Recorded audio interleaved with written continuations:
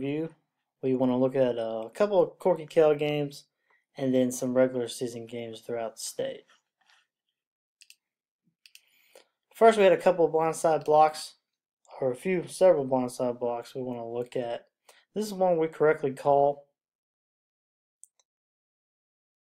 Right there, the attention of the defender is not on the ball, and he's going to get whacked. So that's what we're trying to get out of the game here. Another thing, we want to make sure that the wing guys, you're squaring up right here. Square up to the spot because it's your spot. Deeps don't have it yet.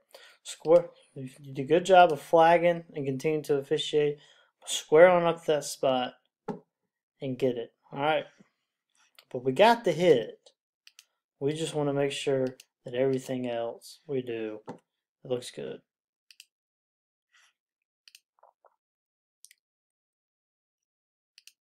This is going to be a big time blindside block that we're going to miss. We got a couple angles on this one. Right there. So we see we're going against you got a guy going against the flow of traffic. And we're going to miss him. Or miss the hit. We're going to have a more close-up view of it. So we're going to have come into the screen here in a second. That guy. And then we have the wing official looking down. There's no reason we should ever look down on wing official. The spot's not going to go anywhere. So when we're looking down, we're missing stuff like that. This is actually probably going to be your deep judge's call. He probably needs to get that. But again, these are hits we need to take out of the game. Here's another one. It's going to be a tough one to get. But we got one right there. And 6-man crew, that's the hard area to see. Either one of these guys could help. But again, it is a tough one to see. But we need to be vigilant and try and get that anyway. Because that's a pretty vicious hit that we miss. That's all the blindside block right now. But we got a couple of targeting fouls we want to look at. This first one's from one of the Corky Kell games. Another one, this is the one we missed. And again, it's in a hard spot. But it's still something we need to pick up. And we're going to have a couple more angles on this one. He crouches and launches upward. That's what we call a thrust as an indicator. And again, we miss it. It's an upward thrust for crown of the helmet. And again, we're just going to miss it. So it's a tough area to see. Your best chance right there is probably your line judge. But someone needs to get it. Because it's a pretty vicious shot. Coach wasn't happy about it. And rightfully so. Here's another one we're going to miss down the middle that probably needs to pick up. Right here after the play, we're going to have, again, it's an upward thrust.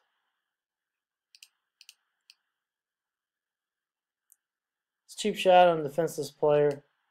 You know, there's even in the 6-man, there's no reason to miss this because it's action around the ball. So we should at least have one pair of eyes on it. So again, just no reason to miss that shot. And those are kind of hits we got to get out of the game.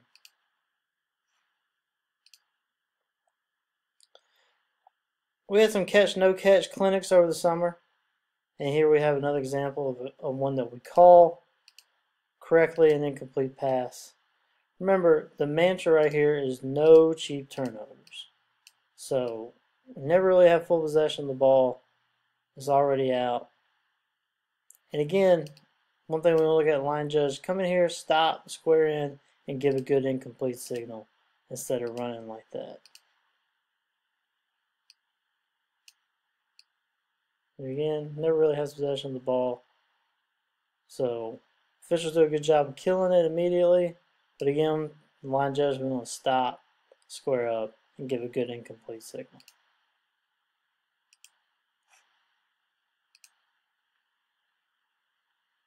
Here we want to look at reverse mechanics and the block punt. There's the block, the referee gets back, the head linesman gets back. Line judge a little more hustle and getting back to the goal line. It's good that you're cleaning up all the anything that might happen in the back, but the umpire can help out with that. The most important line right now is the goal line. So to make sure we're hustling and we have a lot of eyes on that goal line. Here's a play we got right. Coach didn't like it, but we officiated correctly. We had this a couple times in the state finals, and we didn't get it right there. But here we're going to get it right. This play is only designed to draw the defense off sides. And you can see how quickly they come up. It's not a shift because they're not trying to shift. They're just trying to draw the defense off sides. So a little quicker there, and we got it. Again, the coach didn't like this, but I think we got it right because it's only designed to draw the defense off sides.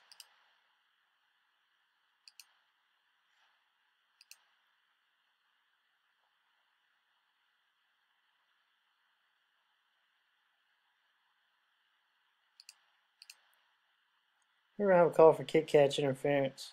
Not a targeting, just a good old-fashioned KCI. It's not a vicious hit, but it meets all the requirements of KCI. Official does a good job right here of flagging it. Again, not a targeting, but it is KCI. Right there in the numbers, I know the manual says 2 yards, side judge picks stuff up like that. Right there the numbers right in front of them.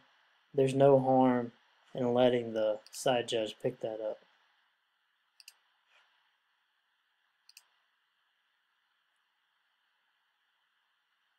We're going to have a good job of the officials of being at the goal line and correctly ruling on a down punt. Field judge is in great position. Back it up a little bit.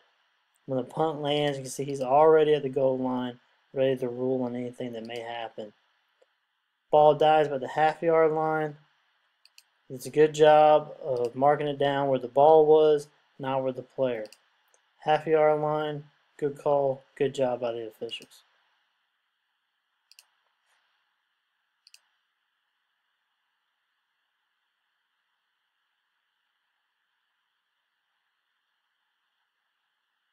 Here we're going to have a taunting call.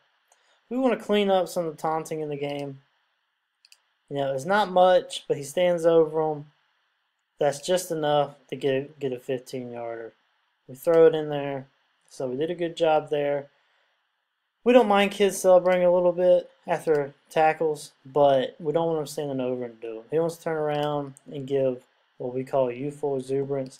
That's fine, but standing over a player, flexing like that, that's something we want to knock out.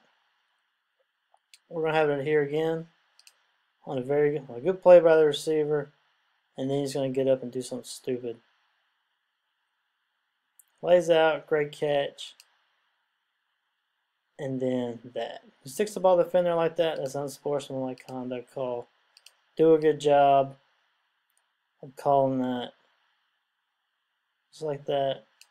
That's unsportsmanlike every time. We want to make sure we nip that in the bud early. I think this was early in the game. This official does a good job of throwing his flag.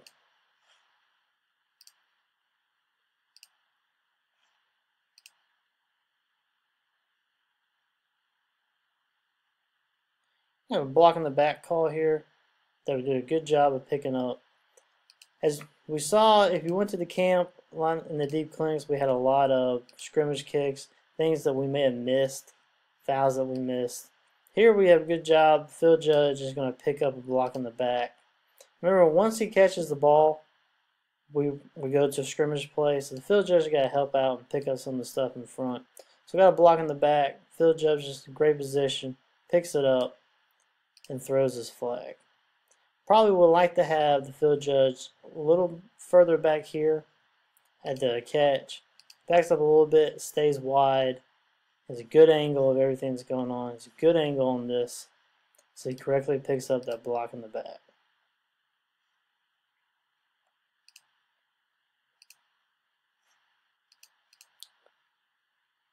So this was a bit of a controversial play at the end of this game, but the officials do a good job of officiating it correctly.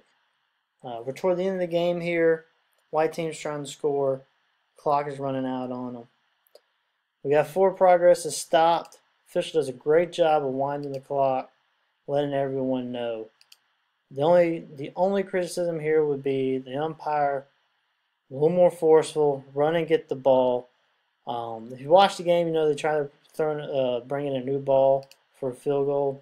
In the game situation like this, don't worry about getting a new ball in for the field goal. Come in here, get that ball, hurry the game up, because we're on the clock here, especially when the referee's winding it. So just a little more effort from the umpire and getting to the ball. It looks like he's looking back at something, so he may have had something he was paying attention of. But we just want to get that ball from him, get it to the umpire, and get it set as quickly as we can.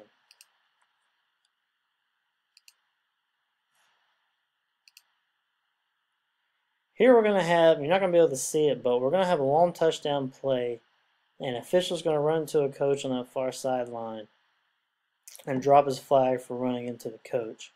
Problem with that is, if we look at the next play, you can't see it. Look at the next play. Yeah, look at the next play. We're actually 5 yards back from where we were. On a touchdown play, if we run into a coach, we're not going to negate the touchdown. Touchdown still stands as a succeeding spot foul. This is a live ball foul treated as a dead ball. And it would be 15 yards if you ran into the coach. So not only did we take away the touchdown, but we were incorrect in our enforcement of the penalty by moving it back 5 yards instead of 15. So if we run to a coach on a touchdown, it does not negate the touchdown. They keep the touchdown, and we assess the penalty on the succeeding spot. Here we have another play that we misenforce. Watch the top of the screen right here. We're going to have the wide out jump off sides, or false start. Referee throws a flag. The headliner throws a flag. We have a touchdown play. Problem is, what we did was we called this touchdown back and enforced a 10-yard penalty. Remember, false start, we want to drop the flag, but we want to blow that whistle. Even if you blow the whistle now, it's not too late to blow it. Because the worst thing that can happen is what happens. We have a long touchdown play that we wind up calling back. So, if you're late to drop the flag for any reason or blow the whistle, remember, just go ahead and blow it. False start. Because we want to kill this play so we don't wind up calling a touchdown back. That's it for this week. Good luck out there. A lot of big games this week. Stay sharp. Stay focused.